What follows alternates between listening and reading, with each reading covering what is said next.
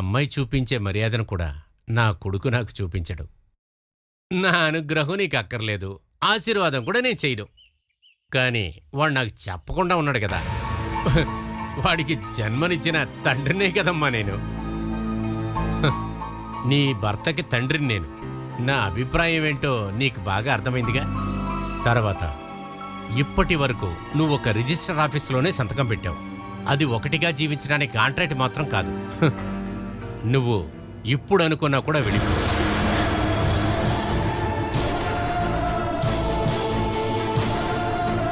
సుమేష్ మీద ఈ అమ్మాయికి అంత నమ్మకం ఉంది. అతన్ని మార్చుకోగలన్న నమ్మకం ఉంది తనకి. అవన్నీ జరగవు ఆశ. ఇప్పుడు వెంటనే నువ్వు తప్పించుకోవాలంటే నేను అరిచి గోల చేసైనా ఇక్కడి నుంచి పంపించేస్తాను. నేనింక తిరిగి వెళ్ళలేను బాలక్క. నాన్న నన్ను చంపేస్తారు. నువ్విక్కడే ఉంటే నేను ఇంచుగా చంపుతారే. ఒకరిని మనసారా ప్రేమించి నేను విడిపోలేనక్క. ఏదైనా తట్టుకునే మనసుతోనే నేనిక్కడికి వచ్చాను. కష్టం అంటే ఏమిటో తెలియకుండా పెరిగావు. నువ్వివన్నీ తట్టుకోలేవే. ఇష్టపడింది కష్టపడి సొంతం చేసుకున్నాక తన ఆశ పూర్తవుతుంది. తర్వాత నిన్నిక్కడ చాలా హీనంగా చూస్తారు. అవన్నీ చూసే శక్తి నాకు లేదే. అందుకే నిన్ను వేడుకుంటున్నాను, దయచేసి ఇక్కడి నుంచి వెళ్ళిపో.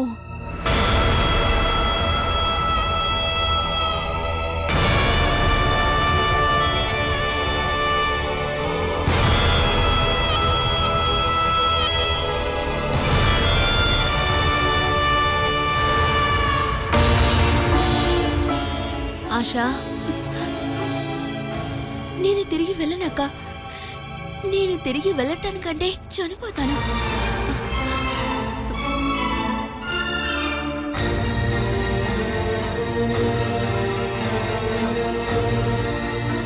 ఏమ్మా ఆశ, సుమేష్ని కంట్రోల్లో పెట్టగలిగే శక్తి నీకుందా? నేను కష్టపడేలాగా ఆయన ఎలాంటి నిర్ణయాలు తీసుకోరు. ఇన్నాళ్ళు పిల్లలు జగదాంబ కలిసి ఒకే టీంగా ఉన్నారు. నేను, బాల, అనిల మేము ఒకటిగా కలిసికట్టిగా మాట్లాడుకున్నాం. అందువలన విజయం ఎప్పుడు వాళ్ల సైడే ఉండేది. ఇప్పుడు మీ ముగ్గురు కలిసి ఉండటానికి తీర్మానించారంటే మీ ముగ్గురికి సపోర్టుగా నేనుంటానమ్మా. ఇకపైన మన నలుగురు కలిసి ఉండటానికి తీర్మానించుకుంటే గెలుపు అనేది మన పక్కనే ఉంటుందమ్మా. అదీ కాకుండా నువ్వు సుమేష్ను కూడా నీ మాట వినేటట్టు చేసుకుంటే జగదాంబ మాట ఎవరూ వినరు. ఇప్పుడు ఈ ఇంట్లో ఉన్న పరిస్థితులు మొత్తం మారిపోతాయి. ఏమంటావమ్మా? మనం ప్రయత్నించొచ్చు కదా.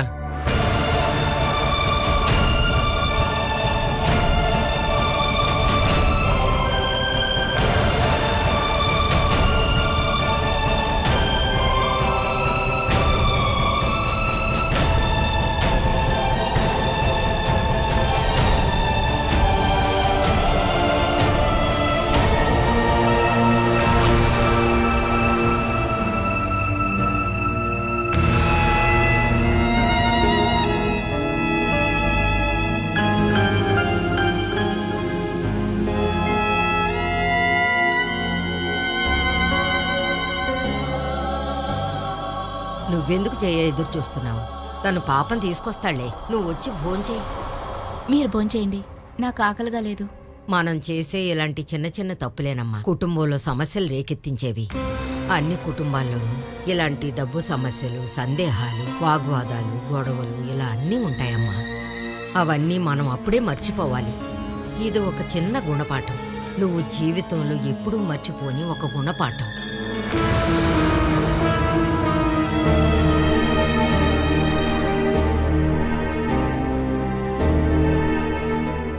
నాకు తెలుసు మనోజ్ గురించి. నువ్వు అనుభవించే చిన్న వేదన కూడా తను తట్టుకోలేడు. అందుకే వాడు విడికాపురం పెట్టడానికి కారణం. సాధారణంగా తల్లుల మీదే కొడుకులకి ప్రేమ ఉంటుంది. పెళ్లికి ముందు వాణ్ణి ఎవరడిగినా సరే ఇదే చెప్పేవాడు, నాకు చాలా ప్రియమైనది మా అమ్మేనని. పెళ్ళయ్యాక ఇదే ప్రశ్న నేను వాణ్ణి అడిగినప్పుడు నన్ను గట్టిగా పట్టుకుని వాడు చెప్పాడు, నువ్వు కోప్పండంటే నీతో ఒక నిజం చెప్తానన్నాడు. అమ్మకిప్పుడు 2వ స్థానం, మొదటి స్థానం జయ్యకి అన్నాడు.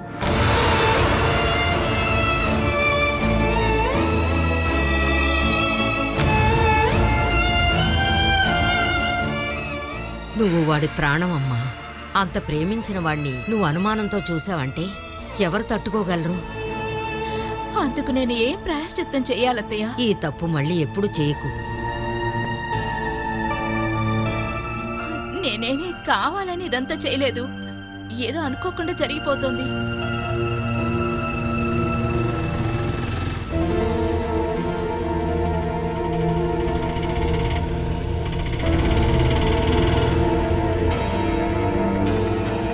తల్లి,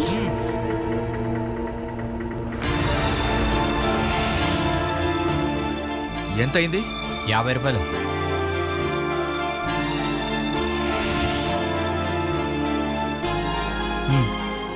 పాపకి ఎలా ఉంది నాన్న? తగ్గింది. 3 రోజులకి మందులు ఇచ్చారు. జయ, నువ్వు ఇప్పుడు వాడితో ఏం మాట్లాడకు. పాపకి జ్వరం కాస్త తగ్గని, ఆ తర్వాత నేనే మాట్లాడతాను.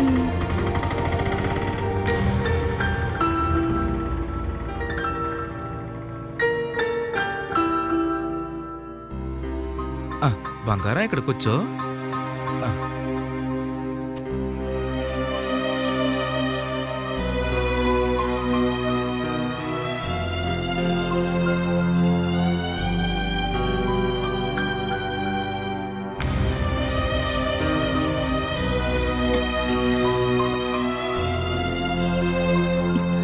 రా తల్లి. మీరేమైనా తిన్నారా? నేను హోటల్ కాదు, హాస్పిటల్కి వెళ్ళింది. నేను వడ్డిస్తాను రండి. కష్టపడక్కర్లేదు, నేనే తీసుకొని తింటాను. లేకపోతే అమ్మ ఉందిగా. నా భార్య ఈ ఇంట్లో ఏ విషయానికి కష్టపడకూడదని నేను డిసైడ్ అయ్యాను. మనసు పెట్టి 1 గంట సేపు యూజ్ చేస్తుంటే చాలు నువ్వు పాపని తీసుకుని హాస్పిటల్కి వెళ్ళి రావడానికి. నాకు తెలుసు నువ్వు పాపని తీసుకుని వెళ్ళవని. అందుకని నేను ఒకరోజు లీవే వేశాను. 10ంటికి జనరల్ మేనేజర్ ఆఫీస్ విజిట్ చేస్తున్నారు. అందుకనే అంత త్వరగా బయలుదేరాను. అందుకనే వెళ్ళి వెంటనే వచ్చాను. ఒకరోజు నాకు దొరికే శాలరీ కంటే 3 రెట్లు ఖర్చు పెట్టుకుని తిరిగి వచ్చాను. ఎంత రిస్క్! అదంతా ఇంట్లో ఉన్న వాళ్ళకి తెలియక్కర్లేదు. ఎక్కడికి వెళ్ళినా సరే మొగుడు తోడు వెళ్ళాలంటే కళ్ళు మూసుకుని వెళ్ళిపోవాలి, లేకపోతే గొడవ. అది చెప్తే అర్థం చేసుకునేదాన్ని కదా. నీకు అర్థం అవ్వదే. ఆ మనసు నీకిప్పుడు లేదు. మనం ఇప్పుడు దగ్గరగా ఉన్నా సరే మానసికంగా మనం దూరంగానే ఉన్నాం.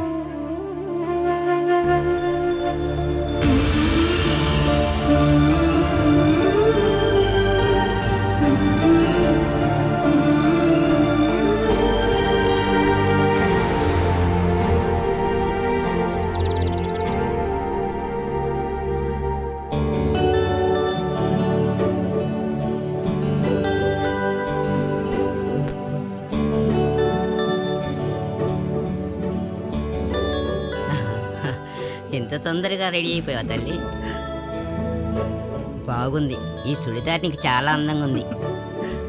నువ్వు వెళ్ళి 10 నిమిషాలు టీవీ చూసుకోమ్మా, నేను వచ్చేస్తాను. మీరు కూడా మాతో హాస్పిటల్కి వస్తున్నారా? ఇంకెవరు వస్తున్నారు? ఇంకెవరు? నేనే అమ్మా. నీకు కొంచెంసేపు కూడా తీరుకుండదే. చెకప్కి కోడలతో నేనే వెళ్తాను. అలాగా? ఇది చాలా బాగుంది. వస్తున్నావని ఒక్క మాటైనా చెప్పాలి కదమ్మా. చెప్పడానికి ఉందిరా, అపాయింట్మెంట్ ఉంది కదా, తనని నేనే తీసుకెళ్తాను. ఛ, ఏంటమ్మా, అయినా నువ్వు ముందు చెప్పకపోవడం తప్పు. చెప్పుంటే? ఇలాంటి సమయంలో అమ్మ కంటే భర్తే తోడుండాలని నేను చెప్పుంటేవాణ్ణి.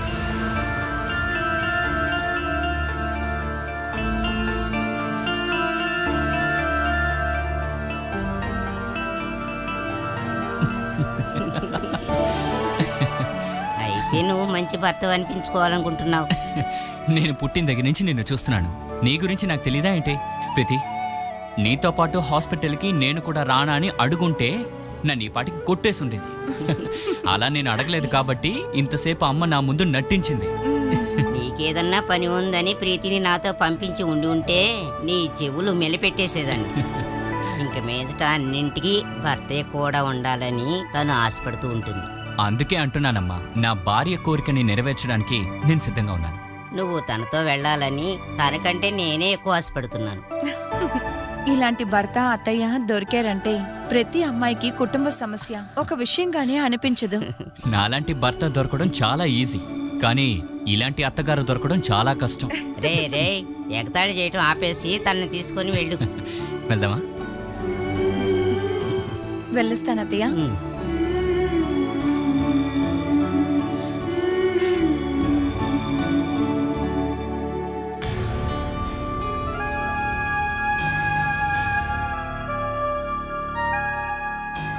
నార్మలే. రేపు డిశ్చార్జ్ చేస్తానంటే ఎందుకు వద్దని చెప్పారంట? వీడిని ఇంకో 2 రోజులు ఇక్కడ రెస్ట్ తీసుకునేవండి. నేను చూడాలనుకున్నప్పుడు చూడొచ్చు కదా. బాబుకి ఇమ్యూనిటీ తక్కువగా ఉంది, అందుకే అప్పుడప్పుడు జ్వరం వస్తూ ఉంది. జ్వరం వచ్చినప్పుడల్లా హాస్పిటల్కి తీసుకురండి, లేకపోతే ప్రాబ్లం అవుతుంది.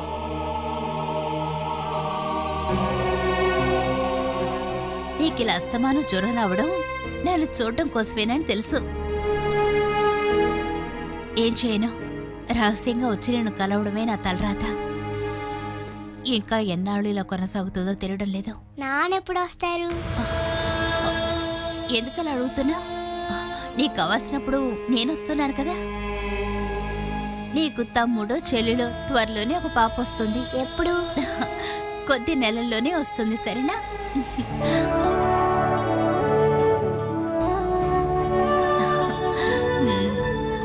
అమ్మా నేను బయటికి తీసుకువెళ్ళి చాక్లెట్లు కొనిస్తాను, సరేనా?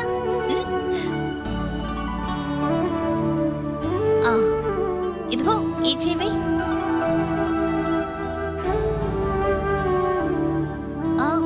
Good bye. మనం చాక్లెట్ కొనడానికి వెళదామా? దా.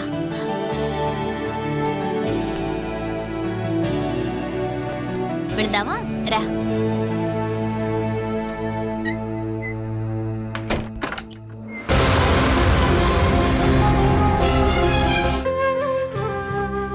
ఎందుకండి డాక్టర్ని మరీ ఇన్ని ప్రశ్నలు అడుగుతున్నారు? ప్రీతి, డెలివరీ విషయం తలుచుకుని నువ్వు భయపడకు. డెలివరీ అంటే అది ఇది అని చెప్పేసి లోపల ఉన్న ఆవిడ భయపెట్టేసింది. హాస్పిటల్ యజమానులు కొన్ని కోట్లు ఖర్చు పెట్టి మిషన్స్ కొనిపెట్టి ఇక్కడికి వచ్చే పేషెంట్స్ దగ్గర వాటిని ఉపయోగించాలని చెప్పేసి డబ్బులు గుంజడం సరేనా? మీతో మాట్లాడిన తర్వాత వాళ్ళేమనుకుంటారో చెప్పనా? ఇన్ని విషయాలు ఈయనకే తెలుసంటే భార్యనెందుకు హాస్పిటల్కి తీసుకొస్తున్నారు, ఆయనే చూసుకోవచ్చు కదా అని అనుకుంటారు. నీకు ధైర్యం ఉంటే చెప్పు, నేను దానికి కూడా సిద్ధమే. నాకు బుద్ధి లేక మీతో ఈ విషయం చెప్తున్నాను. కడుపుతో ఉన్న స్త్రీల్ని భయపెట్టి డబ్బు గుంజడం న్యాయం కాదు. ఈ స్కానింగ్ అది ఇదని చెప్పి ఎంత డబ్బు సంపాదిస్తున్నారు? బాగుంది. మీరు మాత్రం బిజినెస్ చేస్తే చాలా, మిగతా వాళ్ళు చేసుకోవద్దా? చేసుకోని, కానీ న్యాయంగా డబ్బు సంపాదించాలి. అంతేగాని భయపెట్టి డబ్బు సంపాదించకూడదు, అది చాలా తప్పు.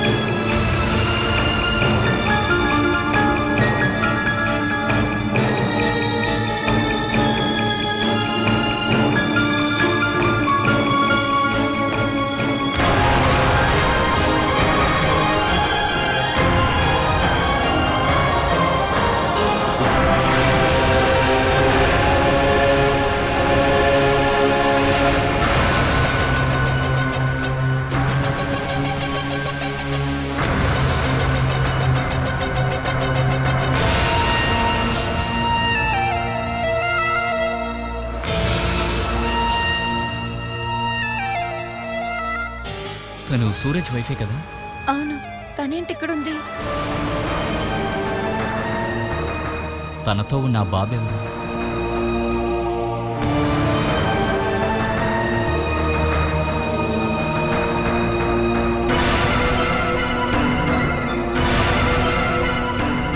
వెళదామా?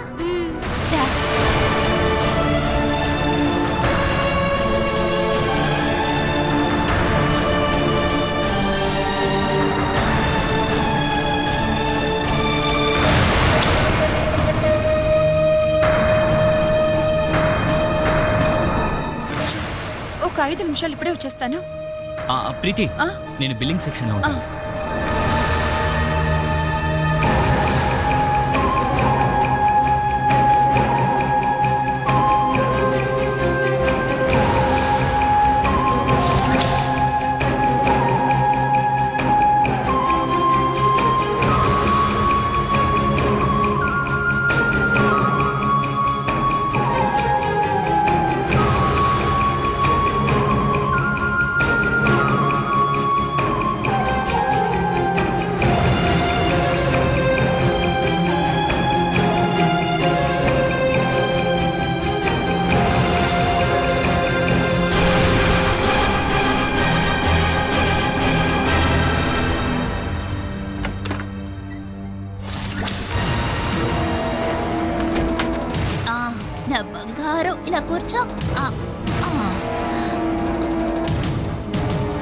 అమ్మా ఇప్పుడు వెళ్ళాలి నాన్నా. వెళ్ళొద్దమ్మా.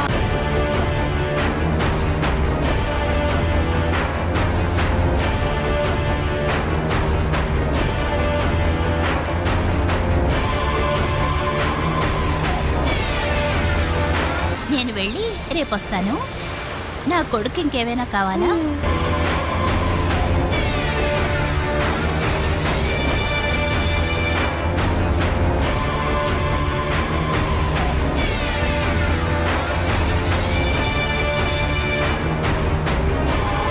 నా మంచు కొడుకు కదా, గుడ్ బాయ్గా మాయమ్మ చెప్పినట్టుగా వినాలి, సరేనా?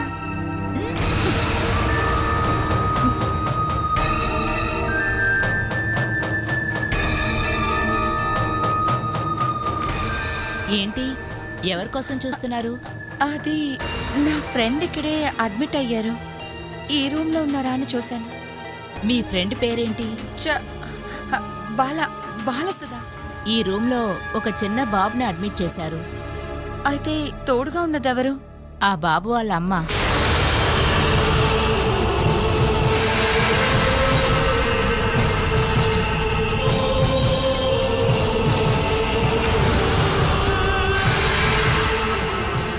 తన పేరేంటి? ఏదో ఒక వింత పేరు, చమేలి.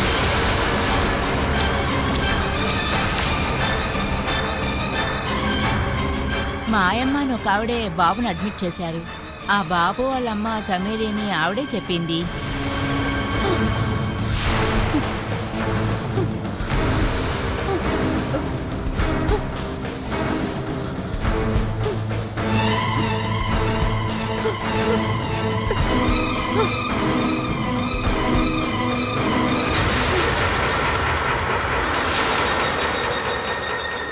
ఒకవేళ మీ ఫ్రెండ్ని అడ్మిట్ చేసింది డి బ్లాక్లో అయి ఉంటుంది. థ్యాంక్స్, నేను చూసుకుంటాను.